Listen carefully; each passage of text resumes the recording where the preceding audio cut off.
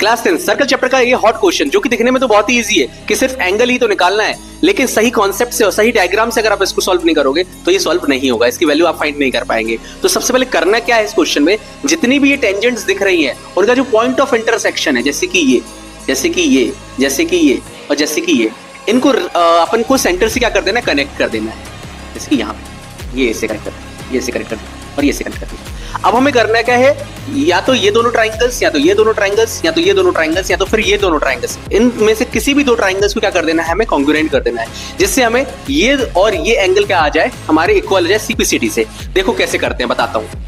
सबसे पहले करेंगे क्या, इन दोनों ट्राइंगल्स को हम करेंगे कॉन्ग्रुएंट। कैसे करेंगे, OB इक्वल है OB, आप दोनों ट्राइंगल्स में देखेंगे तो OB क्या है, कॉमन है, तो ये इक्वल हो जाएगा। दूसरा OP और OQ दोनों सेम सर्कल की रेडियाई है इसलिए इक्वल रहेंगी, और BP इक्वल होगा BQ के, क्योंकि थ्योरम 10.2 के अकॉर्डिंग अगर कोई एक्सटर्नल पॉइंट दो टेंजेंट्स इंटरसेक्ट करती है जहां पे, तो वो दोनों की दोनों टेंजेंट्स क्या होती है, इक्वल होती है। इसके अकॉर्डिंग हम क्या कर देंगे, दोनों ट्राइंगल्स को कॉन्ग्रुएंट कर देंगे, और दोनों ट्राइंगल्स अगर कॉन्ग्रुएंट है तो हम CPCT से बोल सकते हैं एंगल 1 इक्वल है एंगल 2 के। सिमिलरली एंगल 3 भी इक्वल होगा एंगल 4 के, एंगल 5 भी इक्वल होगा एंगल 6 के, और एंगल 7 भी इक्वल होगा एंगल 8 के। अब करना क्या, हमें पता है इन सारे एंगल्स का सम होगा 360, तो हम लिख देंगे सारे के सारे एंगल्स और सबका सम कर देंगे 360 से। अब हमें पता है कि एंगल 1 इक्वल है एंगल 2 के, तो हम एंगल 2 की जगह पे रख देंगे एंगल 1, क्योंकि दोनों इक्वल है। ऐसे ही हमें पता है कि एंगल 4 है इक्वल किसके, एंगल 3 के, तो एंगल 4 की जगह मैं रख दूंगा एंगल 3।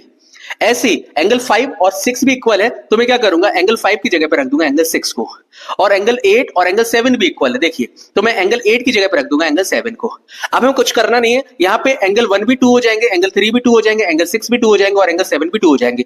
हम 2 को कॉमन ले लेंगे और 360 डिवाइड कर देंगे तो आ जाएगा आंसर 180, राइट। अब 180 आ गया, और एंगल 1 और एंगल 3 हमें पता है कितना है, एंगल 1 और एंगल 3 को मिलाएंगे तो कितना हो रहा है, 125, तो 125 इसकी वैल्यू रख देंगे, और एंगल 6 और एंगल 7 जो कि हमें निकालना है, एंगल 6 और 7 को मिलाएंगे तो COD, एंगल COD बन रहा है जो कि हमें निकालना है, राइट। 125 को क्या कर देंगे, 180 से माइनस कर देंगे, जिसका हमारा आंसर आ जाएगा 55 डिग्री।